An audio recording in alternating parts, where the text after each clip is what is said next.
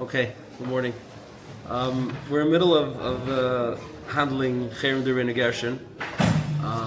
Last week after the shir, somebody sent me a story, a nisbach, of. It's from a book that I never read, but it's a story of a couple who lived in Petach Tikva, I think it was, in the late 1800s, in the early days of the state. And it was a couple that came from Russia and was not able to have any children. And as this couple got older, the wife over there, I forgot her name. Details are not important because it's not a famous couple, but the wife suggested that her husband take a second wife. She said, "Listen, we came from Russia. In Russia, we're not allowed to have you're not allowed to have a second wife. But over here in Eretz Yisrael, you're allowed to have two wives because the Sephardim have two wives. So why don't you take a second wife, and like that you'll be able to have children." And she went to find the Mashiach. Like she went to look around to find her husband, the second wife. This is in Petach Tikva, like in the 1890s. Then he in the meantime went around to all the Rabbanim in Turkey and Syria and etc. Rabbanim who were Sephardish Rabbanim Be'etzem, who would really allow you to marry a second wife in certain circumstances, to collect chasimas for Hatamei Rabbanim. He went to collect chasimas. He came back with his 100 signatures, and she had a girl waiting for him to marry. And they quietly married a second wife in Petach Tikva where he was, and nobody knew for a few months. They were living together, like all three of them in one house. And then after a few months, the olim in the town became aware of the fact that there was a second wife over here, and they started having protests, rallies outside the house to protest the fact that this couple was living with two wives, and eventually he had to go to Dayanim, and he had to divorce his second wife. I think they made him divorce both wives, and then she, the first wife, went and found him a third wife. So she was mamish committed to him having children, and eventually this man had a few children, and she became like the grandmother of these children. It's a love story of sorts, but she was very committed to him having children. Eventually, she gets married again also, but she was always like makusher to that family still, and stam, interesting story. Now, what's interesting is the teams over there who allowed it and who protested it was this guy went and he got Rabbanim, Chasimis Rabbanim, he got a Hatamei really is what he got. And she quietly found, and because they were living in a Sephardi Misgaris, and they weren't afraid of it.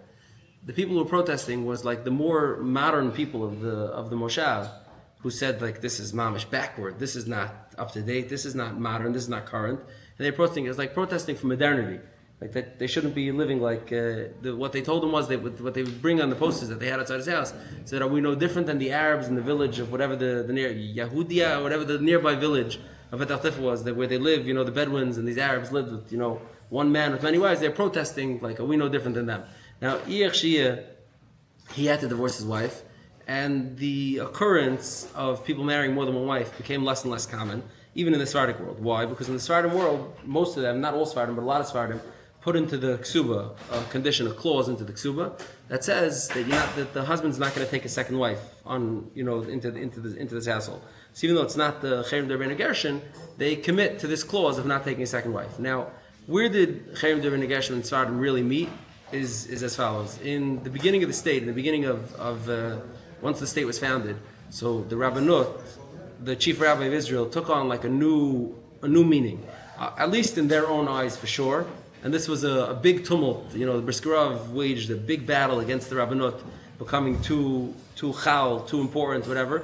But the Rabbanut, at least in their eyes, took on a very central role in setting policy for Klal Yisrael. The chief rabbis at the time was Rav Uziel. He was the Sephardi chief rabbi. A real Svardisha from a real tradition of Sephardic Rabbanim, and his counterpart was Rav Herzog, Rav Yitzchak Isaac Halevi Herzog, who was a Talmid Chacham, who had relationships with many of the Gedolim. I believe even Reb Aaron had a relationship with Reb Aaron when he would fundraise for Kletsk, would go through Ireland and England, where Herzog was a Rav at different times, different places, and Reb Aaron would stay in the Herzog house, I believe. Reb Aaron and by Herzog's Levaya in Eretz Yisrael, Reb Aaron Punkt was in Eretz Yisrael. He went to the Levaya. Where exactly he stood was a whole tumult because the Briskerov didn't want people to go into the building where the Levaya was. That's not really what we're here to discuss today. But Rav Herzog was the chief rabbi on the Ashkenazi side. Now, Rav Herzog and Rav Uziel got along beautifully. They got along very, very well. The reality on the ground was as follows. A lot of the people who had come to Eretz Yisrael in the beginning were from Ashkenazi countries. They were Russian, they were Polish, they were Litvish. A lot of them were Fry. But they had Ashkenazi sensibilities, And they were the ones who ran the show. They were the ones who were in charge of the Knesset. They were the ones who were in charge of the government. They were the judges. They were the rich people. They ran the unions. They ran the kibbutzim. They were the people that had the power. So the power dynamic b'chlal was slanted heavily towards the Ashkenazim at the time in Eretz Yisrael. Now, amongst the chief rabbis, this was reflected as well. Rav Herzog was a more dominant leadership type of figure who had the ability to impose his shittas, his deis on the system, and Rav Uziel was more of a get along, go along, get along chief rabbi. Now this dynamic played out different times, different places, meaning over time the shoe switches to the other foot sometimes. Sometimes the Rabbanim on the Sephardi side are much more dynamic than the Ashkenazi side. Today one could easily make the argument that for the last several decades the Sephardic chief rabbi is a much more dynamic position than the Ashkenazi chief rabbi. The Ashkenazi chief rabbi is like whatever, it's a thing, it's not, the Sephardim became, so this is how it was then in the 50s. Now it seems Rav Uziel and Rav Herzog had a discussion and they decided that they wanted to update, modernize so to speak, the Hilchas Ishus of Eretz Yisrael as a whole, and make it something that's Shav L'chol Nefesh, something that Ashkenazim and Sephardim would both have the exact same halachas. Now what's interesting is if you look in the letters of Rav Herzog and Rav Uziel, it seems that the one who was leading this actually was Rav Uziel. The Sephardic chief rabbi was the one who was pushing it more than the Ashkenazi chief rabbi, although later on this would come to be seen as a big capitulation to the Ashkenazim, but he was the one probably was leading it, and it's Yitachan that the nusach that I'm about to read you of the takanas that they made was even his nusach that Rav Herzog just signed on to. But Rav Herzog was looked at as the one who gestempled this, and he was the one who saw to it that all the Bati Dinim in Eretz Yisrael followed it, etc. Now what it was is as follows. In 1950, they had a meeting in Yerushalayim amongst the Rabbanim from the Rabbanut, all the different Dayanim. Now at that point in time, and later on even, the Rabbanut, the Dayanis, the Bezdin, the Bati Dinim of the Rabbanut had tremendous Talmidei Chachamim. Some of the most elite Talmidei Chachamim in Eretz Yisrael were on the Rabbanut Bezdin. Some are very famous, like Rav Adia and Rabbi Yashiv and Tzitz Eliezer, and there's many more who are less famous, but also, Rav Adia Hadaya, for example, composed many Svarim, Chuvas, there's many Talmidei Chachamim who were on the Rabbanut at the time. It was a substantial, group of Rabbanim.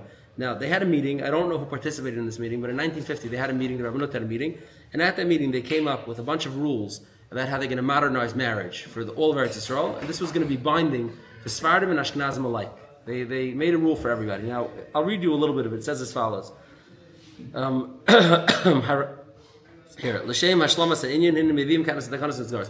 Harabanas harashas liYisrael, takanas kvuas legidr ishis b'Yisrael. Here's the rules from the Rabbanot in Eretz Yisrael. These are the takanas for Klal Yisrael. Sheskablu pe'achad bekinas harabanim ha'artzi sheskayim b'Yerushalayim b'yom yudchas through chafal shvat tavshin yud. These are the halachas that were accepted by everybody. It seems like a unanimous vote of the Rabbanim who were there. This was done in a 3-day meeting in Shvat and Tavshin Yod in 1950. And here's the rationale for it. It says, L'regel kibbutz galus l'kol tfutzas ha'goyla.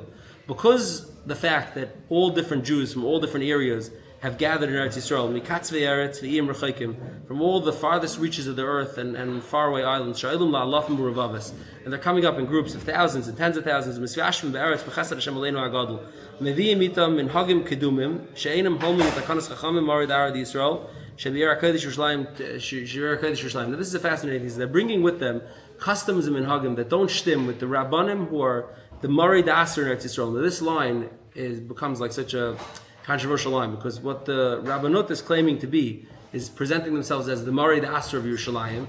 Now, later on, what the Chalkim are going to say is that they're not the Marid Asra, the Beis Yosef, the Mechaber and Shulchan Aruch, the Marid Asra. So we'll see this in a second. They say they're doing things that don't stem with the Rabbanut, with the Marid Asra. Now, it seems interestingly that maybe the primary group that spurred this meeting was Yemenites. The Yemenites had the most, what we would call backward customs when it came to getting married. Some of it was not on purpose. Some of it developed because of their particular circumstance. For example, Yemenite men, even grandfathers, old men would marry young girls, very young girls.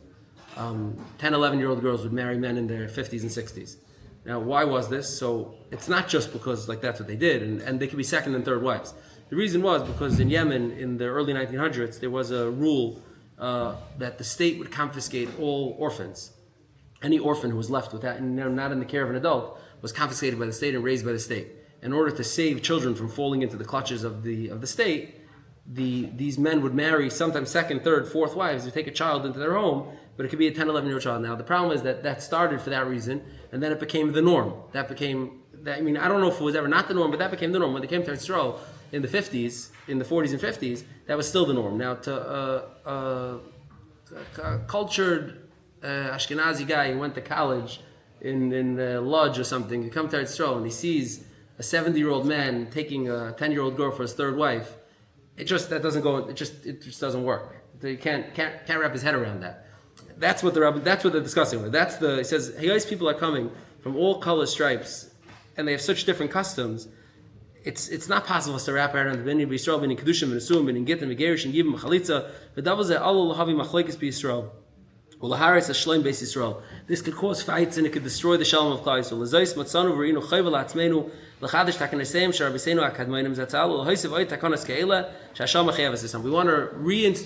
We want to institute some new takanas, reinstitute some old takanas, and be kaveh different things over here to organize Klal Yisrael.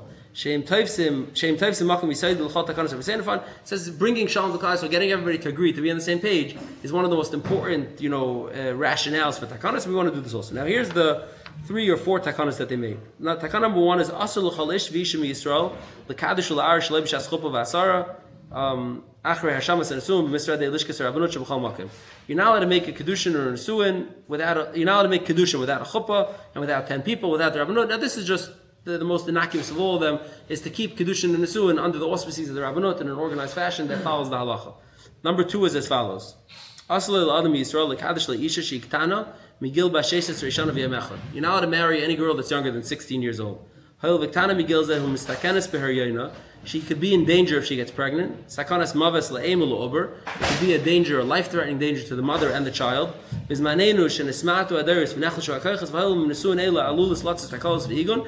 things can happen. Now, this is a second rationale. Since a lot of times these marriages are not real marriages, they're not strong marriages, and people end up running off on each other, and it could lead to igun and other problems. This is a chal gam alavia nairafan. Beis is also leish v'isha Yisrael. No one's allowed to take a second wife.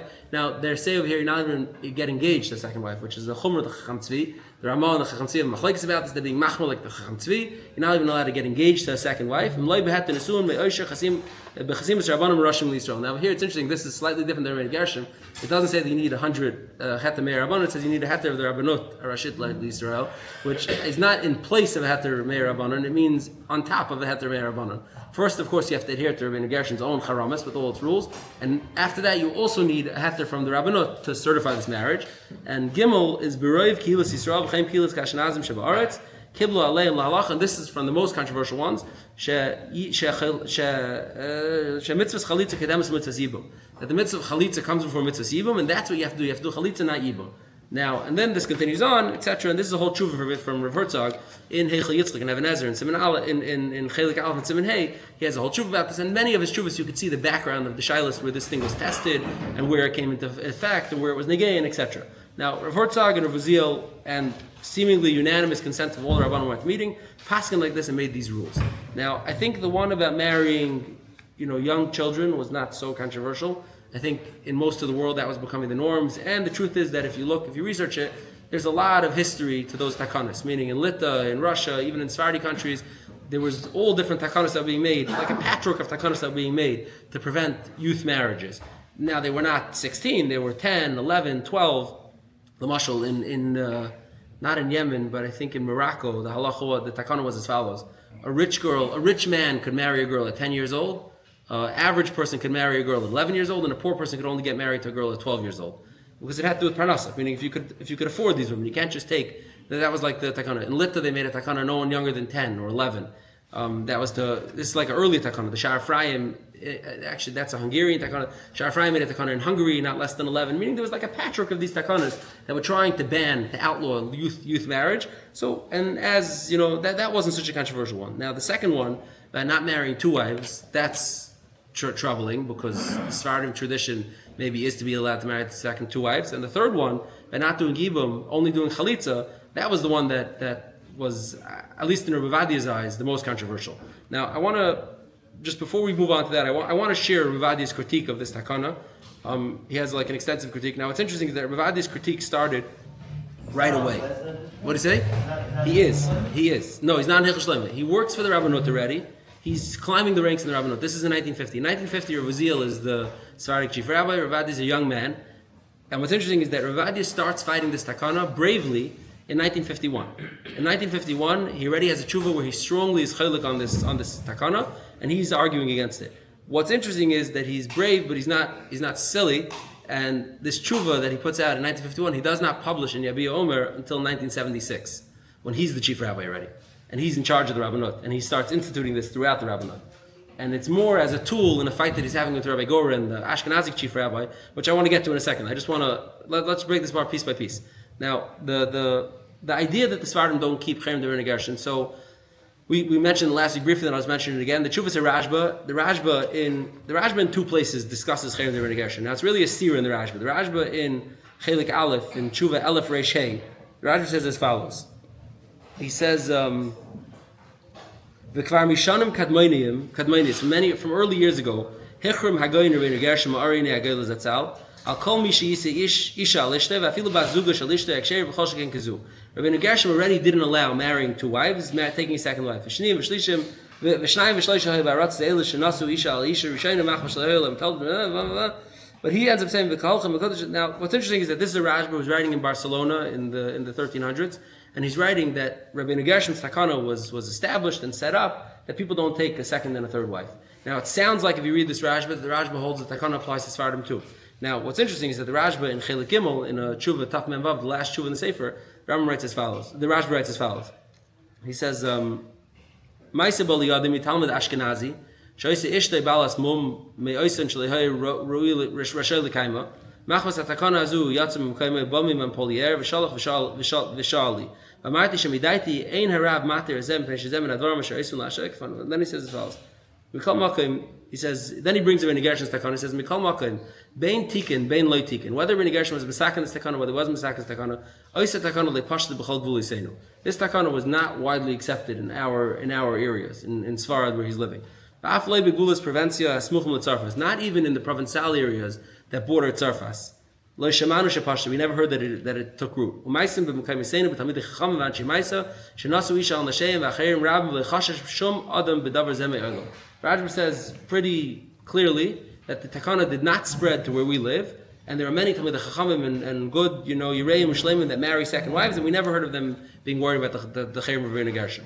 Now, this is a steer in the Chuvas Rajba. One Chuvas Rajba seems to say it is Negeya. Others, the other one he says it's not. Now, some say simply that the takana took time to spread, and eventually it spread even into Sephardic lands. And the Rajba was writing one as a younger man, one as an older man. But the Maram Padva in his Tshuva, in Chelik Aleph and Tshuva Yites, Maram Padva writes that it's not true, and as is common, there are many Tshuvas that got mixed into the Rashba that are not the Rashba himself writing, and he suggests that the Tshuva in Chelik Aleph, in Aleph Reish is not the Rashba, it's a different person, and the real Rashba Shita is that it's not accepted, and that seems to be the accepted thing, and the Shulchan Aruch Taka Paskins like this, that the Cherem Rabbeinu Gershom was not nisfashet into the Sephardic lands, and Sephardim were not bound by the Cherem Rabbeinu Gershom.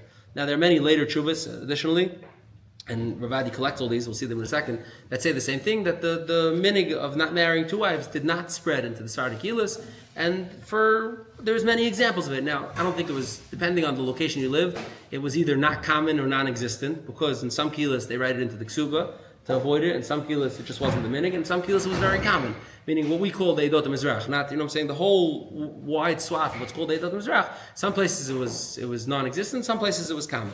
Now, when this came to Yisrael, so we said the chief rabbis, made this meeting and they tried to ban it. Now, I want to get to Rav Adia's harsh critique of this thing. These are tshuvas that are written. One's written in 1951, only published later on in Chelik Vav of Yabiya Omer, much later on down the line in the 70s. And the next tshuva is from Chelik Zayin of Yabiya Omer. That was from a tshuva in 1974, where he reiterates what he said over here. It's the same thing. Now, it goes as follows. Now, Rav Adia has a tshuva as follows. Ba ma'aseh liyadenu. He says a story came to our hands. The best in Ha'izari Pai Petach Tikva. There's a shaila in the local bezin of Petach Tikva. Ve'echad me'olei Teiman. One of the people who came up from Teiman. She'naflu l'fanav isha eishes achav liyibam. His brother's wife felt him for yibam. Who writes a rak liyabim. He only wants to do Yibam. And the Yavama, the woman, does not want to do Yibam with this man. She wants to be freed. She wants Chalitza, and he wants to do Yibam. Now, he brings the guy's name. He says, I'm being mispointed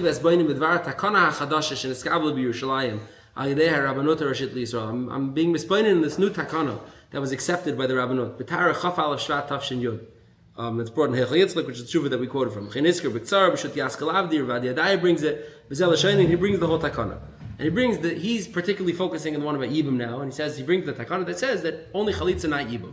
Then he goes off, it's a long tshuva, and he spends the next bunch of pages collecting every single sheet in the Rishonim that holds the Yibam Kedemes, the Yibam is the primary thing to do, and then he collects every one of the tshuvas in the Achronim that show that it was common that Yibam was done, among them some very famous tshuvas, like the tshuva from the Beis Yosef, from the Rabbit, etc., a long arichos to prove that Yibam should be allowed over here. And then, like 6 pages into the tshuva, he finally gets to dealing with the takana itself. And he says as follows, Masha Kosful Chavrei v'Nesiyeh Harabanos Arashas Yisrael B'Askama Hanal. They write as follows, Mishum Darkei Shalom v'Achdus b'Medinas Yisrael, Shleitei HaTorah Kishtei Teres L'chein Goizrim Lesser Legamri Mitzvahs Yibam. He says, they write over there that in order that Klal Yisrael should have Achdus, and there shouldn't be two Teres in Klal Yisrael, we make Xer that you're not allowed to do Yibam anymore, he says. B'Mechilas Kvei Teirasam, Hefrizu Alamida B'Zu. They overdid it with this. They're completely wrong. There's many things that imply every day in all sorts of hera. B'dinei shchita, the treifus, v'sharon yoni yesav hater, v'chein b'hilchas Shabbos, v'taras ha'mashpacha, kol kehila neheges k'minig Rabbi Seim. He says all throughout the Alchat Shulchan Aruch there are many things that are applicable every single day, where every kehila does what it does its own minig, it doesn't follow one unified minig. Hasvardim kedas moran ha'machavar Shulchan Aruch, Ashkenazim yotzim b'yad Rama. V'chein noigim b'chiluk ha'neschayis, v'hamivta b'tfila, the chiluk ha'neschayis, and the way the pronunciation is different. The b'kriyas ha'tayru, b'tzuras eksav shal sefer tayru tefillin u'mezuzas, v'kiyotzewe, v'chashashnu me'olam sh'aydei kein tiyeh tayru kishtei tayrus. V'kim sh'adavar yedua, sh'kol echad yesh le'amash yismech, sh'noig minig avaysav. You don't see anybody say, let's make everybody agree about everything. There's many machloksim that apply every single day. Granted, 95% of the way it's similar, but the last 5%, shtelzavek in every criteria of Torah, and there's all sorts of differences. We don't say everyone has to agree. And he says, "V'kein kasav agoyin v'avoyitzra kok b'igris riyah lahazir shlo liknes basar kasher meitlas Sephardim lechiluke herav v'menhagim shmei chacham Sephardim ben Ashkenazim." He says Rav Kook has a whole tshuva where he's mazid olam not to buy meat from the Sephardic stores because they have a different menhagim than Ashkenazim. V'shein zeh davar chadash shekashem shebechol makom b'chol sheSephardim Ashkenazim darim yachad. He says it's just new to us on here in Eretz Yisrael. It's not a new thing. Everywhere where Sephardim and Ashkenazim lived together, they had these issues where they had to have different menhagim than each other.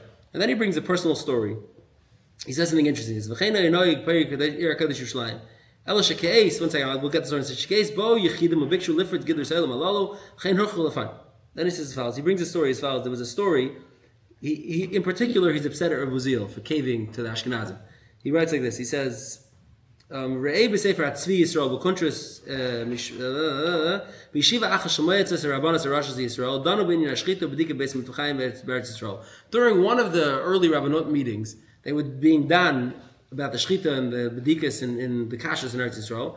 V'hitzia harishon l'tzia and Rabbein Tzion Uziel zal b'toich roiva havasel achdas u'uma, through his great desire to have achdas for Klal Yisrael v'hasaras mechitzas avdelim shebein edis, and to remove the borders that stand, the mechitzas that stand between the different groups of Klal Yisrael, levater al shchita asvardis u'la'achad as shchita b'Yerushalayim. He wanted to be mevater on svardish shchita. I don't know. There's no detail as to which Indian he's talking about. He wanted to be mevater on svardish shchita and just make one shchita in Yerushalayim that would be for everybody. He says v'hiskim shegam asvardim yikabel aleim min hagei Ashkenazim. He was maskim that even the Sephardim would accept upon themselves the minhagim of Ashkenazim. Baram, he says, Hagoyin of Tzvi Pesach Frank, who was an Ashkenazi, hisnagid lekach b'toikif. He was strongly against Rav Uziel, the Sephardic chief rabbi, wanted to do. V'amar, afim harabanim yaskim l'bitl shchitasam. Even if you, Rav Uziel, will convince the Sephardim to be mevatel on Sephardic shchita, akom aniva argan shchita Sephardic b'Yerushalayim. I'll open a Sephardic shlachtas in Yerushalayim. Rav Tzvi Pesach, the Ashkenazi representative, said, if you'll fold, I'm going to open a Sephardic shlachtas in Yerushalayim so that there should be the Sephardic minhagim. Says Lefisha Daitenu, I'll call Eid Lahamshach Linikim Seres Havaisim, because he held that every Eid has to do like what it does. Minhagim Mukawal Midera Deris Adkan. He says Ukanira Shagam Be'inyan Haskama Shalisar Yibim L'Sfaradim Nimshach Hagoyin Rabintzin Abshol Shitasei. It sounds like in regards to these takanas also from 1950, Rav Uziel again, he went, followed his love. And love could cause you to make mistakes, he says. ובאמת שחליל לבטל פסקי רבי סיינו מורי דאסר גדלי רבני ספרד בשביל הדמיון לאחתסום בשביל רב מכאן Khalil to rebattle the takanas following the halacha of the Beis Yosef of the Shulchan Aruch because of the dimion of bringing shalom between all the Kreisen and Klal Yisrael. And then he continues on in this tshuva for another bit of time, and he ends up being Mekel Ladina that they could do Yibum in 1951 in Petach Tikva, I think it was. Where was it? What did he say? No, not Balkarcha of the Isha. Yeah, Yibum works Balkarcha. Yeah. I mean, I'm sure you have to get it, but Yibum works Balkarcha. But this is the thing. Now, Rabbi Adi, I think, in more than one case, allowed this to actually go on. I think today, Lamaisa, these Takanas of Yerushalayim in 1950, took root, and I think that Rabbi Adi didn't win this battle. Meaning, people don't marry two wives in Eretz Yisrael, and people do Chalitza primarily, not Yibum. It's very rare to see these. Now, there are some circumstances that happen, but it's very rare. I think these Takanas really took root. Now, there's a second tshuva in Chelik Zayin and Simcha Vav. I just want to read a little bit. It's a tshuva to the Bezdin in Tel Aviv, I believe. It's another shaila. It's Oidis Hayav Avram Sharabi. That's not an Ashkenazi name, I'm pretty sure. Shebritzayne Lekayim Mitzvah Sibum. There's a person, Avram Sharabi, wants to Mekayim Mitzvah Sibum. Liyabim Meshesh Zachav Morris Juliet Sharabi. He wants to marry his sister-in-law Juliet Sharabi, who fell to Yibum in front of him. Hashnifta Belizer Shal Chayama, fine. Everybody's masking. They both Sephardim. This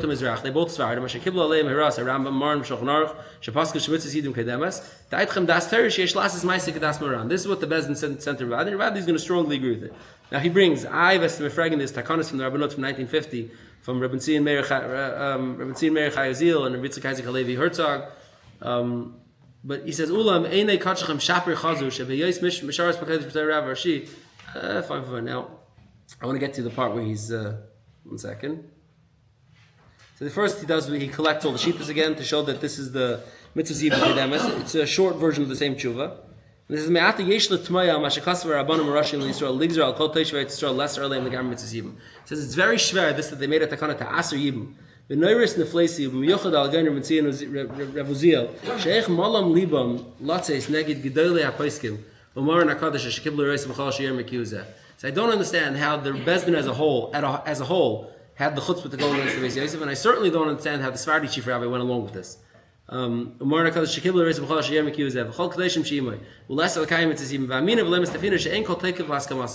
tell you and I'll say it, I won't be afraid. There's no sticking power to the takana. It's nothing, it's batal. It's mitzvah those who are coming to Yibum to encourage them, give them the koiches to do it. And he goes on and then he brings again, it's another short synopsis, the same thing of the importance of every kili keeping their benagim, etc., etc. Now, what's interesting about this tshuva is he brings over here, I'm trying to find the part, a fight that he's having, one second, a fight that he's in the middle of having with Rabbi Goren, who was the Ashkenazi chief rabbi. It seems that the law in Israel said that in order to marry a second wife, meaning even in a case of Heter Meah, you needed the haskama of both of the Rabbanim Harashim, both of the chief rabbis. And Rav Goren was withholding giving his haskama. I want to just find you the place. I can't find the name. Rav Goren was withholding his haskama to give like a certification, to sign off on things that required this because he was following these takanas. Now, he writes that for years and years there was these agunis, I don't know how many it is, that were trapped because Rav Goren refused to give his haskama. And now, lately, the government passed a new law saying that only one chief rabbi is enough to sign off. And he says, and I immediately instructed them to bring me all the files of these women who are waiting for sign off from the Rabbanot Rashut, and I signed off everybody and I freed everybody to go to get what they need. Now, Stam, interesting, I can't find the part where he says, in any case, this is an interesting discussion of, in the Rishonim and the Halacha, it's pretty clear that the Chayim Devin Gershom did not apply to all the Sephardic Shekilas. It didn't take root in all the Sephardic Shekilas. In 1950, the Rabbanot, full of their own power and their responsibility to be the shepherds for their Halach and Klal Yisrael, made this new takana to disallow it. Rav Herzog was the strong leader of it, and Rav Uziel went along with it seemingly happily. And Rav Avadia, for decades later, was still protesting and saying that this was the wrong thing to do. Now, Lamaisa, I think the takana stuck, and by now, call it the Chayim Devin Gershom, not the Chayim Devin Gershom, the Takan of the Ksuba, whatever you want to call it. The minig is that we don't have more than one wife. That's the minig, chutz from very, very extenuating circumstances, which we're not going to go into. In which we'll move on to some seasonal discussions. Okay, to be continued.